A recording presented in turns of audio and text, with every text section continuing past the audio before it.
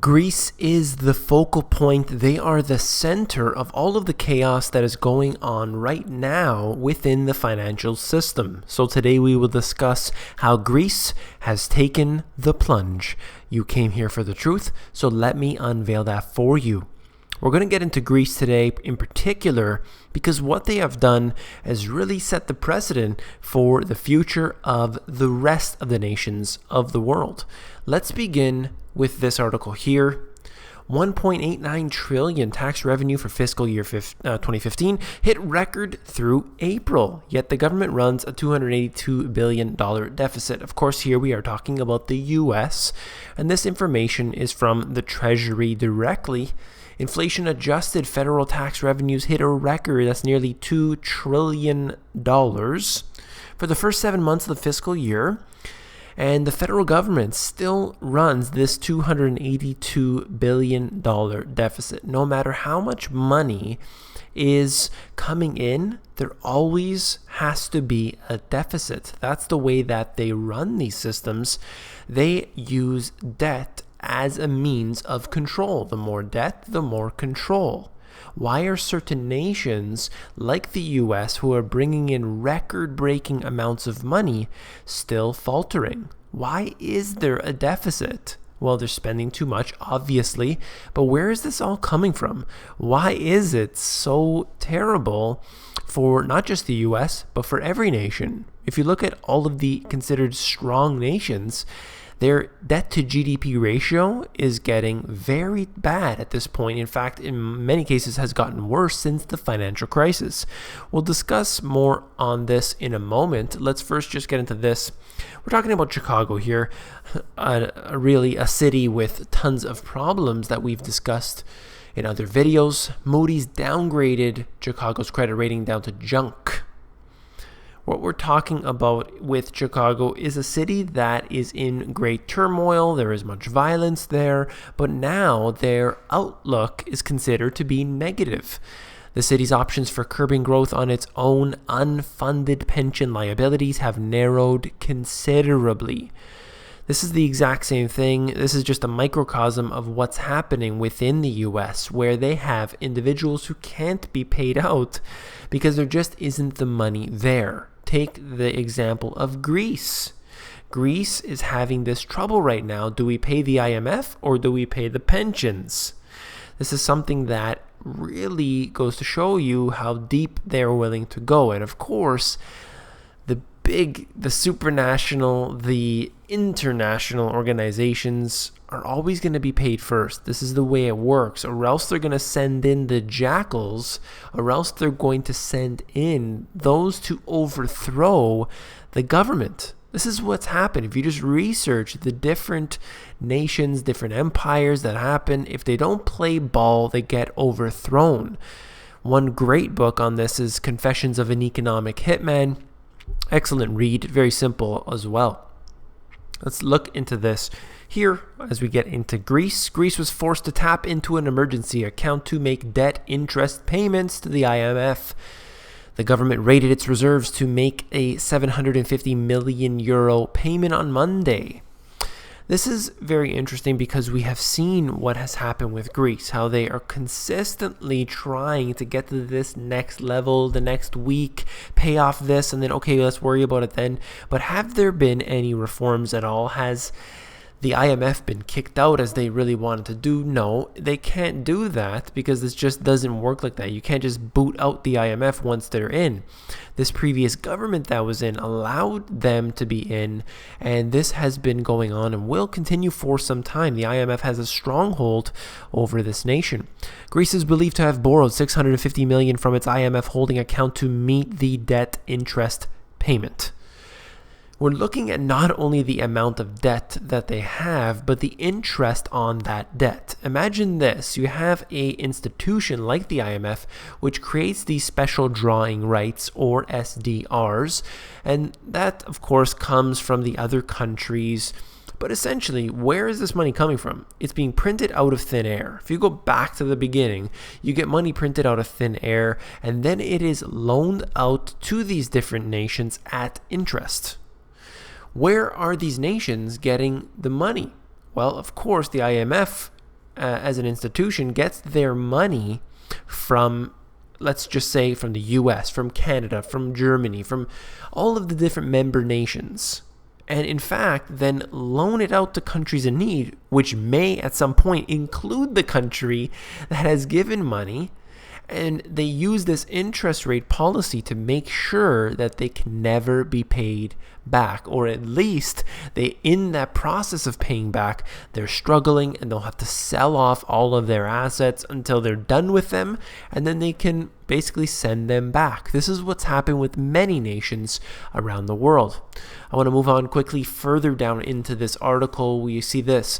Meanwhile, changes to the law have allowed the central government to collect 600 million euro of local government and other public entity money to help it deal with the cash crisis. So they dip their hands in, take the money that they need, no different than any other government. Eurozone finance ministers met in Brussels to discuss the final 7.2 billion tranche of Greece's 240 billion EU IMF bailout. They owe a lot of money. There has been, this has been going on for years, essentially, where we have these bailouts, and the IMF said we're not going to give Greece a third bailout. But we know in one way or another, they're going to be bailed out. Yes, you don't have to call it a direct bailout. It doesn't have to be directly from the IMF. It doesn't have to be directly from any particular source. But if you're getting money from alternate sources, it's a bailout. That's what it's called. Who knows what's going on behind the scenes? We have no idea. But the fact remains is that nothing is being done to solve the problem, and it never will. This is what's going to happen. Look at Spain, look at Italy. If Greece happens to go under, you need to then consider the dominoes falling. Who is next on the list? We've discussed that many times before. This article is very good to outline everything that's happening. In fact, I have a couple here that are good to look at if you are interested. In my book, I actually have a diagram about the IMF, and it's a very simple one, and of course it's just generalities, but you, depending on which country you live in, you work your 9-to-5 job and you have your paycheck here, and then of course you get taxed because the government loves to take from you. And right in here they have this, where I show the pie chart. Some of that tax money is going to the IMF, and the IMF basically will take that and use it as they wish. In all of this, you don't have a choice. You do not have the ability to say, I don't want to give money to the IMF. I don't really like their policies, and so on and so forth. They're doing this all basically without your desire, without your willingness to allow it. This is very interesting to see how it's all played out. Who does Greece owe? We know that they owe money, and every week it seems like they owe someone else. This is a breakdown, a very simplified breakdown of who they owe money. Very good diagram to look at. And just to cover a few, Eurozone, the EFSF, very important. The Greek loan facility, they have bonds, they have the European Central Bank, and essentially everyone around the world they owe money to. So this is a very bad situation, but they've done this in order to spread out their risk or their interest rates, or who knows what they're doing here, but they're basically trying to spread that all out, not just to get it from one source. Unfortunately, it doesn't look like any of this is panning out because the situation is getting worse. What has happened here is the debt to GDP ratio has gone up considerably since the financial crisis. Ever since then, you can see how this debt mountain just got bigger. We look at this debt to GDP ratio in Greece as we see it approaching 180%. This is no different than many of the other countries. In fact, when you include unfunded liabilities like Social Security, Medicare, Medicaid, you have a situation that is astronomical in the US and in other nations in Europe. Who knows how they calculate their debt to GDP ratio, but if the GDP is including illegal activity, we know that something magnificently terrible is occurring. Great chart right here. And then let's connect that in with this. Germany, a stronger nation, is said to have, one of the, strongest nations, low debt and all this, but in fact they have a lot of debt. And one of the reasons I'm connecting this in is that previously we saw what happened with Edward Snowden, how he released all this documentation suggesting the fact that Angela Merkel's phones were being tapped, communications were being tapped by the NSA.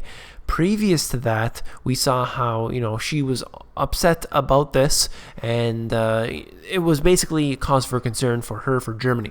Germany's BND intelligence agency sends mammoth amounts of phone and text data to the US NSA each month. It is all a fraud. We are being put on, there is a show being put on for us, as we can see right here. They give them the data. They don't even need to search for it themselves. Everything that we see on the television and the mainstream media and the politicians are all part of a big show being played out in front of us, so that we continue to talk about them and be distracted by the real decisions that are being made at the really big meetings that occur mostly behind closed doors. This is very important information to note. We don't always need to cover what's going on directly in the news. We need to see behind what they are not showing us. And this is another thing, the egg and turkey meat prices began to rise as the bird flu spreads. This is just one reason why they can have an increase in price. Look at this. Just in a short period of time, the large eggs jumped 17%. We are looking at a massive jump right here in the prices of food. In this case, it happens to be the bird flu that's causing this. But what if it was a food supply shortage? What if it was a GMO crop failure? What if it was hyperinflation or a high inflation? What about all the different possible scenarios that make food prices increase? These are the kind of disasters that are not being talked about, but are very important because we take them for granted. We need to realize we can't just keep looking at Greece specifically and focus only on that and then think, okay, as soon as Greece goes down, that's when everything else will fall. So I'll just keep an eye on Greece and I'll just keep my money in the stock market. And as long as, Greece falls, well, then the US will certainly fall after. So I'll just leave my money in and I'll be okay. Well, that's a very dangerous policy, because what if all of a sudden you enter into a situation where food prices multiply significantly and you have your stocks in the stock market? Are you going to then sell them at that point? Who knows what the future brings? We don't know. That's why I'm trying to bring out this information here. I hope that you found this video informative. If you did, please give me a thumbs up. And just to let you know, I've been busy working on the website, working on a lot of backup things that I'm trying to do that are going on behind the scenes. And I'll let you know when that's all complete. Big news coming, I assure you. If you found this video informative, I know that you will like the Money GPS, my book. If you'd like to flip through it, all you need to do is go over to Amazon, and they have a look inside feature, and you can actually flip through the book and see if you like it for yourself. Take care.